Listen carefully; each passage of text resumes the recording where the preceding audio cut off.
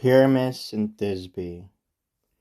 Now Pyramus and Thisbe, he of all the fine young men the handsomest, and she the fairest girl of all the fabled East, lived next door to each other in that city whose high brick walls Semiramis once built.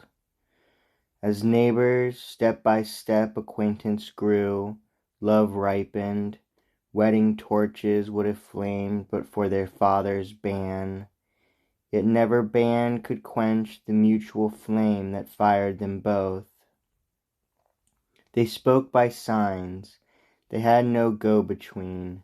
Their fire the more concealed, the fiercer raged. Between the houses was a common wall, flawed with a narrow chink long years ago when it was built. This chink so long unnoticed, but what does love not see? Those lovers found and made of it their voices' passageway, and safely followed the whispered words of love. And often when on her side Thisbe stood and Pyramus on his, eager to catch each other's breath, they said, "O jealous wall, why thwart fond hearts?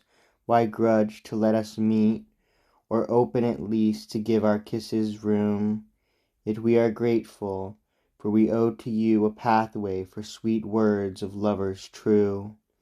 So on their separate sides they talked in vain till nightfall, then goodbye, and on the wall each printed kisses that could never meet. The rising dawn had dimmed the lamps of night, and the sun's beams had dried the frosty grass. Back to their place they came, then whispering low their sorry troubles, they resolve that night when all is still, to elude their guardian, still out of doors, and once outside, to leave the city too, unless they miss the way in the open fields, to meet at Ninus' tomb, and hide beneath a tree. A tree was there, laden with snow-white fruit, a mulberry, and close beside the tree a fresh cool spring.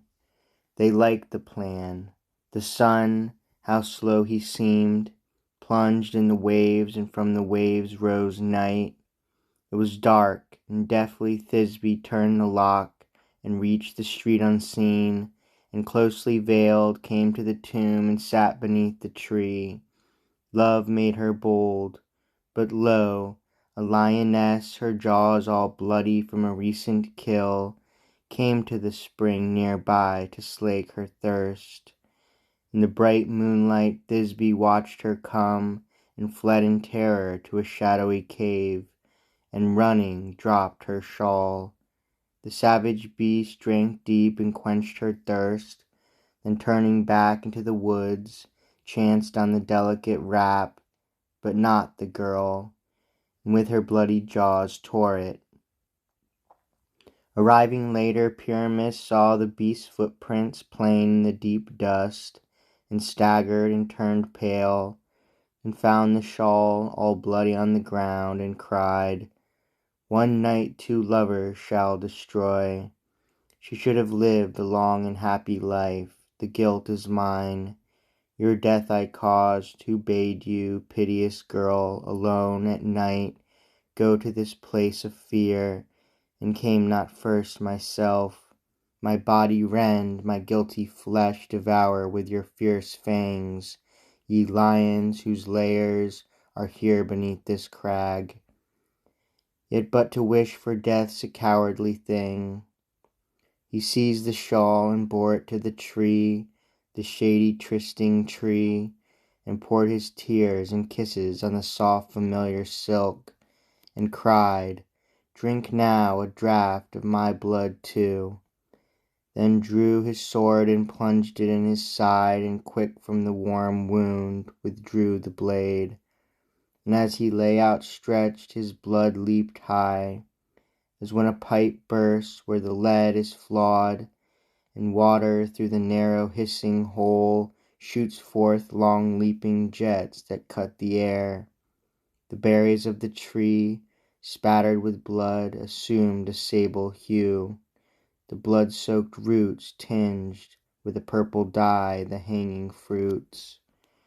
But see, still fearful, Thisbe now returns, lest Pyramus should miss her. Eyes and heart search for her lover, and she longs to tell the perils she has passed. She knows the place and the tree's shape, but yet the berry's hues makes her uncertain. Can this be the tree? And while she doubts, she sees a twitching limb striking the bloody ground, and starts away paler than boxwood, shivering as the sea shivers beneath a little sliding breeze. And then at last she sees it is her lover, and screams, beating her breast, tearing her hair, and takes him in her arms and bathes the wound with gushing tears that mingle with his blood, and prints her kisses on his death-cold lips, crying, "My Pyramus, oh, what mischance has reft you from me? Answer, Pyramus, your dearest Thisbe calls you, lift your head." At Thisbe's name he raised his dying eyes and looked at her, and closed his eyes again. Then, when she recognized the shawl, and saw the ivory scabbard empty, "Hapless boy," she said, "your hand, your heart destroyed you. Mine, my hand, my heart are brave for this deed too. Love will give strength to strike, to death I'll follow. And men shall say of me, poor wretched Thisbe, I was the cause and comrade of your fate, and you whom death alone from me could sever. Death now shall have no power to part us ever.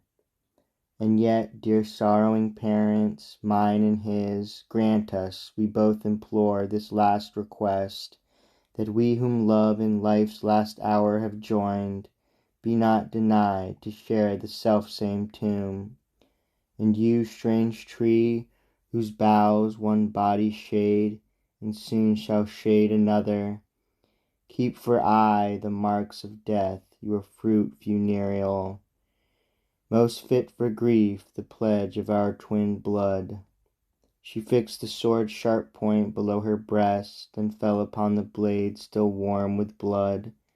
The parents and the gods received her prayer. The mulberry remains its purple hue. One urn the ashes holds of lovers true. The tale had ended. A brief interval had followed. Then her sisters, falling silent, this time Laoconoe began her tale.